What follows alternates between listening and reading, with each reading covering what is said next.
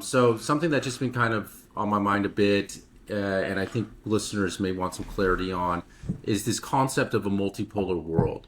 We Yeah. say this a lot in this podcast that with the rise of BRICS Plus and really kind of Putin's vision, along with Xi Jinping and the rest of BRICS, of the idea of the multipolar world, is that there is no one, there's no hegemon, that every country is able to pursue its own interests and do whatever. But I thought you can maybe help us define exactly what is this multipolar world. And with BRICS Plus, when you sign up for BRICS, is there like a formal agreement that lays out like I agree to this, a new concept of the new world order? How does it No, work? well, BRICS doesn't have an obvious ideological component. So, no, you don't sign up to a new concept of the world order. But I think implicitly it does. One of the things that you have to agree to is that you're not going to sanction other BRICS members if you join BRICS.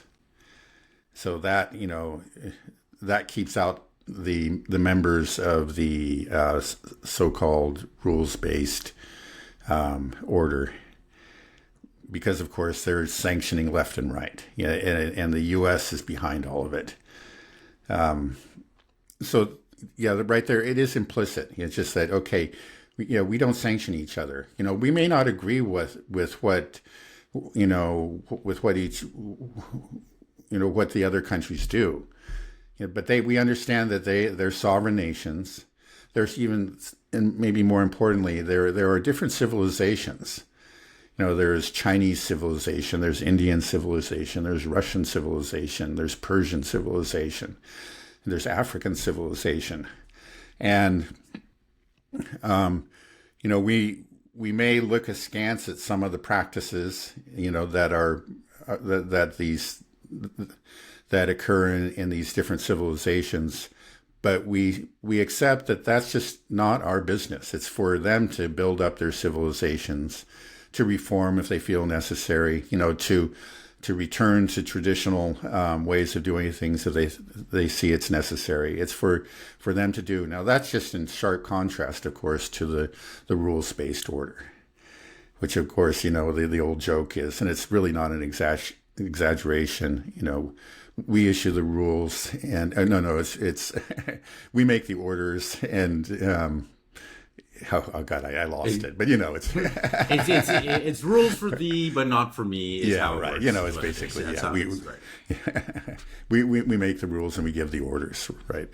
And that's really, that's just not an exaggeration. The U.S. I constantly find it just actually kind of embarrassing when a U.S. diplomat goes to another country and starts wagging his finger and says, "You can't do that. You can't do this. If you do this, we'll punish you." But they do it again and again, and they backed it up with hundreds, thousands, and thousands of sanctions.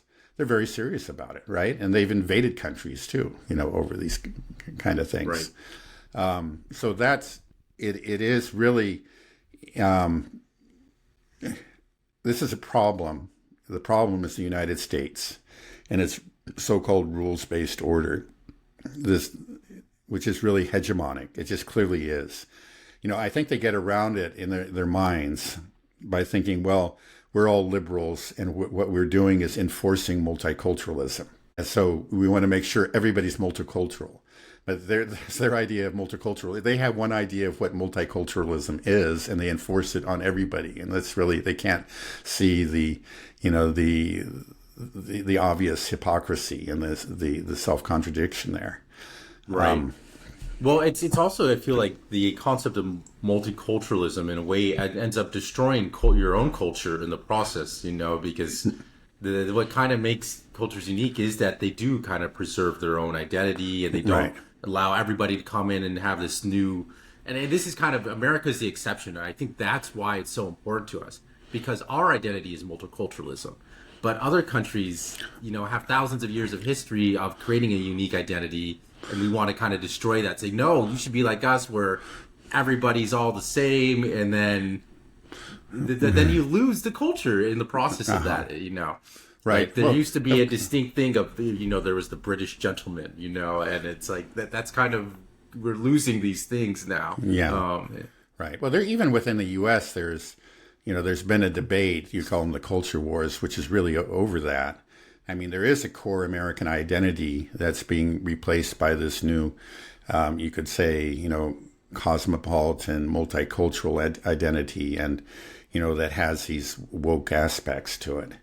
And there have been people, and people continue to resist that. So even within the U.S., there is a real fight over that. But by and large, it's the establishment is completely in the multicultural camp, the rules-based order camp. And it's just that some of the peons over in flyover country are trying to preserve what they see as traditional American identity.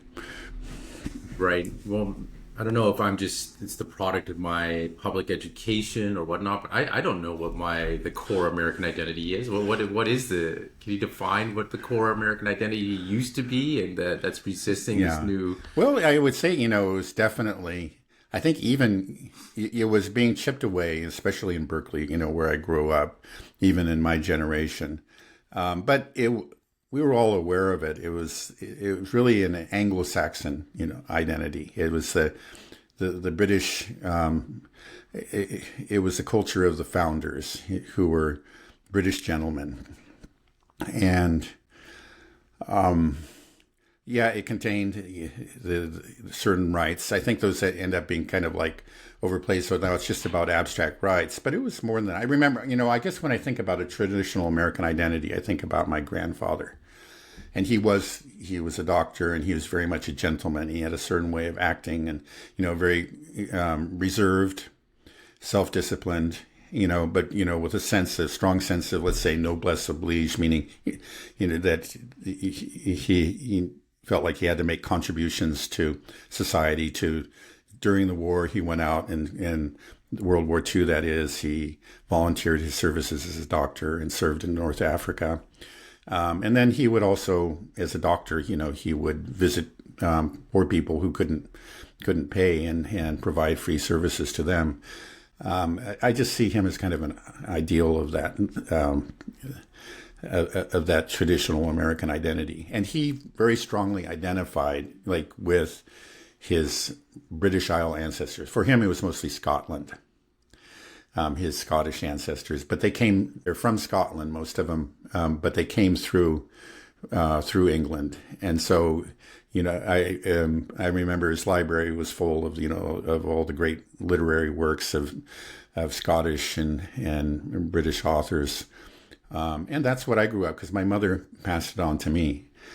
And that's, it was real. But I remember even in my age, one thing is TV started to replace that. They just sort of began to eat away at these deeper roots, and the Cultural Revolution, the student revolution of the 1960s attacked a lot of those things, those ways of living and a sense of decorum.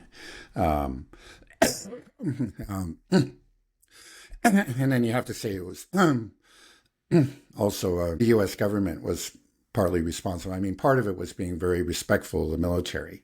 So, initially there was very, very strong support for intervention in Vietnam. Excuse me. That's fine. But, and people had trouble believing that our government would lie to us.